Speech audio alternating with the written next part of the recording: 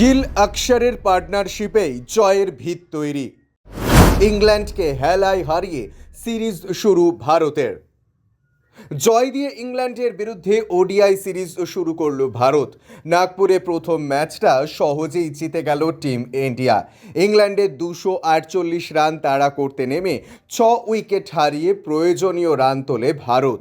চোটের জন্য ম্যাচে নামতে পারেনি বিরাট কোহলি। এই ম্যাচে অভিষেক করেন যশস্বী জয়সওয়াল ও হর্ষিত রানা। যশস্বী অবশ্য ব্যাট হাতে রান পাননি, তিনি মাত্র 15 রান করেন। এই ম্যাচে রোহিত শর্মা ও KL রাহুল ব্যর্থ হন, দুজনেই করেন 2 রান করে। ওপেনিং জুটি ব্যর্থ হওয়ার পর বাকি 3 ব্যাটার দলকে জয়ের দিকে নিয়ে যান। শ্রেয়স আইয়ার 36 বলে 59 রান করেন। এরপরে শুভমান গিল ও অক্ষর প্যাটেল দুজনেই হাফ সেঞ্চুরি করে দলকে জয়ের কাছে নিয়ে যান। এই জুটি 108 রান যোগ করে।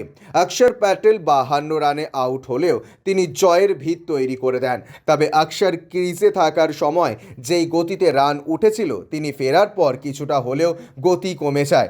অক্ষরের পর আউট হন KL রাহুল ও শুভমান গিল, যদিও সেটা সমস্যা তৈরি করেনি। গিল করেন 87 run. Bureau report UJ news.